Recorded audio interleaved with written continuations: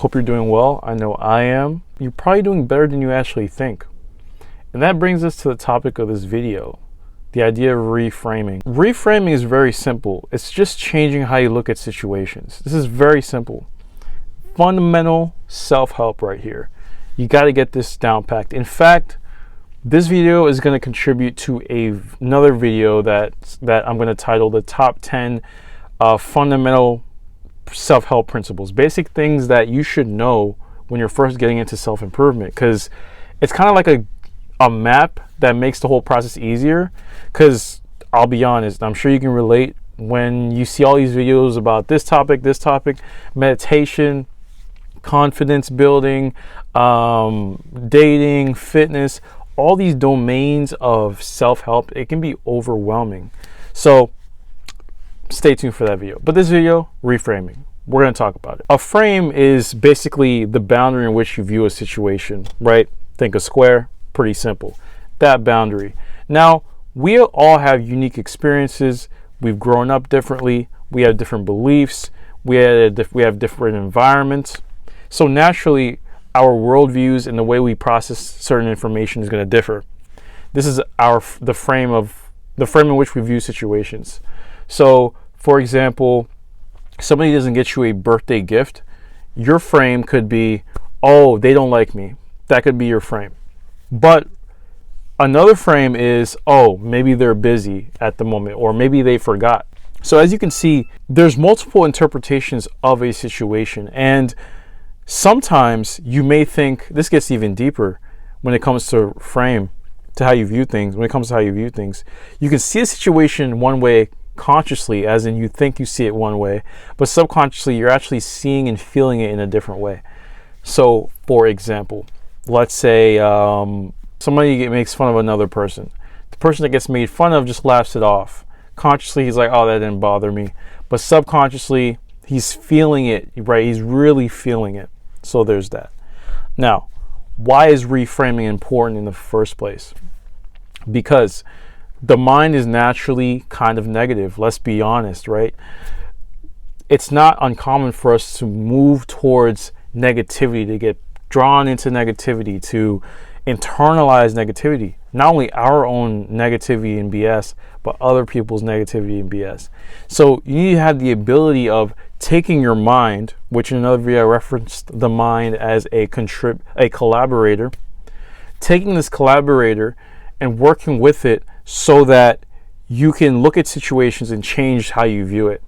Remember, when I say you, I mean the witness, the observer, the spirit. That's really what you are. The mind and the body are what you're inside of at the moment. As awareness, as consciousness, you're aware of when the mind starts to view things as very negative. You got to be aware of that. You got to catch it. And then from there, you change your interpretation. And how do you change your interpretation? How do you reframe? You reframe by getting out of your ego and looking at a situation more holistically, right? Oftentimes, when we see a situation from a certain frame, it's because we have limited information. We haven't looked through multiple lenses. We haven't looked at different perspectives of a situation. And because we haven't looked at different perspectives, we're very myopic in our view, in our frame. So if you can look at multiple perspectives, you're less likely to get bogged down by negative thinking, right? It's called putting things into perspective. Like, it's almost like you can breathe. You can have that light breath because you realize that, hey, you're just viewing it from your limited egoic perspective. You're using your mind to view it from your limited egoic perspective, and you're not viewing it from a wider, bigger perspective. Another thing is asking questions. To reframe, you got to really ask questions. Like, for example, let's say you want to get in great shape, but you feel as though it's very difficult. You're like, oh, it's too hard. It's going to take too long, right? A reframe of this is saying, yes, it's going to take a long time, but who am I going to become when I do these habits for a long time, right? Is this going to be in my highest good? And it is going to be in your highest good. Absolutely. Working out, having a good diet, it is. So asking these questions, it becomes, that reframe, you start changing your perspective on the situation. And now that's the logical part of things. As you go about it, you're going to backslide and you're going to have moments where you just don't want to do it. Emotionally, you don't want to do it. So a lot of the times with reframing, yes, we have to understand logically how to reframe, but our emotions, they can power our decision making at the end of the day. So you have to really feel your emotions and question them. Again, going back to that awareness that you are, the spirit, the watcher. You don't only watch your thoughts that come up. You watch the emotional feelings that also arise with it. Because when you have thoughts and they carry an emotional pull, they're stronger, of course. That's my computer making noise. Okay, turned on by itself. That's not creepy at all. Anyways, you have to feel those emotions as well, and you have to try to even reframe those emotions. Probably a common question with reframing. This could be kind of a confusion aspect of reframing is reframing delusion? Reframing is not delusion or self-deception. It's actually the opposite of the delusion. Because think about it. When you're viewing something very myopically, as in one frame, you're limited to that frame of viewing it. When you reframe things and you go broader, there's less delusion because you're considering more factors. So to the workout example, it's going to be hard, dieting is difficult.